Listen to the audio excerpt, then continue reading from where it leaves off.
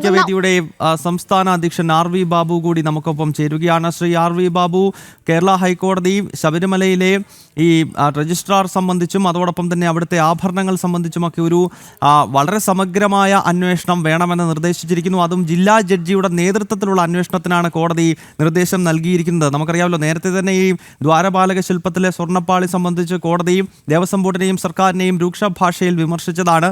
അതേ കോടതി തന്നെ ഇപ്പോൾ ഒരു അന്വേഷണത്തിന് ഉത്തരവിട്ടിരിക്കുന്നു. ശ്രീ RV ബാബു,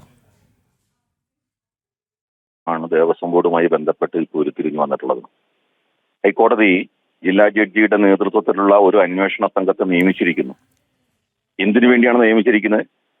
ദേവസ്വം ബോർഡിൽ, തിരുവിതാംകൂർ ദേവസ്വം ബോർഡിൽ പ്രത്യേകിച്ച് ശബരിമലയുമായി ബന്ധപ്പെട്ട അഴിമതികൾ, അതേപോലുള്ള പ്രശ്നങ്ങൾ ചർച്ച ചെയ്യുക അല്ലെങ്കിൽ അത് കണ്ടെത്തുക എന്നുള്ളതിനെ ബേസ് ചെയ്തിട്ടാണ് കേരള ഹൈക്കോടതി വളരെ ഗൗരവമായിട്ട് ഈ വിഷയം ഏറ്റെടുത്തുകൊണ്ട് അന്വേഷണത്തിന് ഉത്തരവിട്ടിരിക്കുന്നു. എനിക്ക് പറഞ്ഞാൽ, ഇത്തരത്തിലുള്ള ഒരു സാഹചര്യം സൃഷ്ടിച്ച ദേവസ്വം ബോർഡിന് ഇനി അവിടെ തുടരാൻ അവകാശമുണ്ടോ? ഭക്തജനങ്ങളുടെ വിശ്വാസം പൂർണ്ണമായും നഷ്ടപ്പെട്ട് ഈ ദേവസ്വം ബോർഡ് വിശ്വാസികൾക്ക് വേണ്ടിയുള്ള, ക്ഷേത്രങ്ങൾക്ക് വേണ്ടിയുള്ള ദേവസ്വം ബോർഡല്ല. രാഷ്ട്രീയ താല്പര്യത്തിന് വേണ്ടി, രാഷ്ട്രീയ അജണ്ട നടപ്പാക്കാൻ വേണ്ടി പ്രവർത്തിക്കുന്ന ഒരു ദേവസ്വം ബോർഡ്. ഇവർക്ക് യഥാർത്ഥത്തിൽ ക്ഷേത്രത്തോടോ ക്ഷേത്ര വിശ്വാസത്തോടോ ഭക്തജനങ്ങളോടോ ഒരു കമ്മിറ്റ്മെന്റും ഇല്ല. തീർച്ചയായിട്ടും ഹൈക്കോടതിയുടെ ഈ നിലപാടും തീരുമാനവും വളരെ സ്വാഗതാർഹമാണ്. വിശ്വാസികളെ സംബന്ധിച്ച് ഇതുകൊണ്ട് എന്തെങ്കിലും പരിഹാരമുണ്ടാകും എന്ന് പ്രതീക്ഷിക്കുന്നില്ല സത്യത്തില്. കാരണം സമഗ്രമായ ഒരു അഴിച്ചുപണിയിലൂടെ അല്ലാതെ ദേവസ്വം ബോർഡ് നയിക്കുന്ന ആ ഒരു സംവിധാനവും നേരെയാവും എന്ന് നമുക്ക് വിശ്വാസമില്ല. ഓരോ കാലഘട്ടത്തിൽ ഇതുപോലെ ഹൈക്കോടതി ഇത്തരത്തിലുള്ള അന്വേഷണങ്ങൾ നടത്താറുണ്ട്. അപ്പോൾ ഇത്രയും ക്ഷേത്രങ്ങൾ കേന്ദ്രീകരിച്ച് ഇത്രയും ഗുരുതരമായ അഴിമതികൾ ഒന്നൊഴിയാതെ ഇങ്ങനെ ഒന്നിനു പുറകെ ഒന്നായിട്ട് വന്നുകൊണ്ടിരിക്കുമ്പോൾ എന്നിട്ടും ഈ സംവിധാനം ഇതേപോലെ തുടരുന്നതിന്റെ അർത്ഥം എന്താണ്?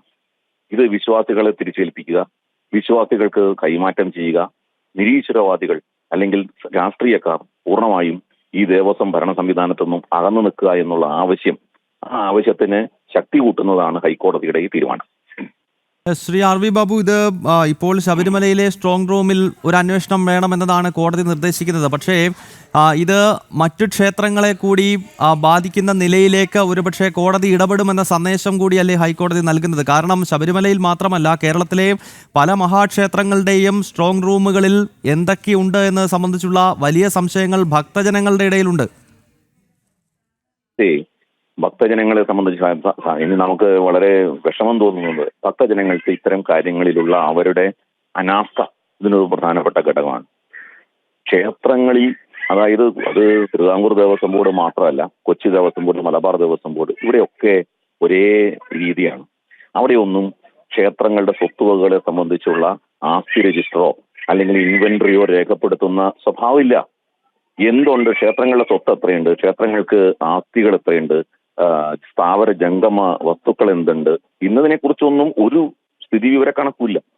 ഇതെല്ലാം തോന്നുംപടി കൈകാര്യം ചെയ്തുകൊണ്ടിരിക്കുക. ഇതിനെ സംബന്ധിച്ച് ഇതെല്ലാം ഈ കാട്ടിലെ തടി, തേവരുടെ ആന, വലിയടാ വലി എന്നുള്ള മട്ടില് ഈ ആ രീതിയിലാണ് കാര്യങ്ങൾ നടത്തുന്നത്. വന്നവൻ ഈ അധികാരത്തിലേക്ക് വരുന്ന ആളുകൾ ഓരോരുത്തരും അവരുടെ സ്വാർത്ഥ ലാഭത്തിന് വേണ്ടി, രാഷ്ട്രീയ താല്പര്യത്തിന് വേണ്ടി ദേവസ്വം ബോർഡുകളെ ഒരു കറവപ്പച്ചുക്കളായിട്ട് ഉപയോഗിക്കുകയാണ്. ഭക്തജനങ്ങൾ വിശ്വാസപൂർവമാണ് ക്ഷേത്രങ്ങളിൽ ചെല്ലുന്നത്. ആ വിശ്വാസത്തെ ചൂഷണം ചെയ്ത് ഇങ്ങനെ രാഷ്ട്രീയക്കാര് ശരിക്കും പറഞ്ഞാൽ അട്ടകളെ പോലെ, പാരസൈറ്റ്സിനെ പോലെ ഈ ക്ഷേത്രങ്ങളെ കടിച്ചു പിടിച്ച് അവർ തടിച്ചു കൊഴുക്കുകയാണ്.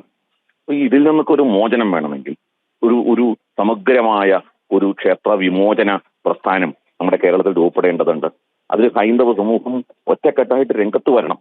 ഈ ക്ഷേത്രങ്ങളെ രാഷ്ട്രീയക്കാരിൽ നിന്നും ഈ നിരീശ്വരവാദികളിൽ നിന്നും ഒക്കെ മോചിപ്പിച്ച്, ക്ഷേത്രങ്ങളെ സർക്കാരിന്റെ തടവറയിൽ നിന്നും മോചിപ്പിച്ച് ക്ഷേത്രങ്ങളെ യഥാർത്ഥ രീതിയിലേക്ക് കൊണ്ടുവരാൻ തക്ക രീതിയിലുള്ള ഒരു വിമോചന പ്രസ്ഥാനം അത് കേരളത്തിൽ ഉയർന്നു വന്നാൽ മാത്രമേ നമുക്ക് എന്തെങ്കിലും ശാശ്വതമായൊരു പരിഹാരം ഉണ്ട് എന്ന് പറയാൻ കഴിയൂ.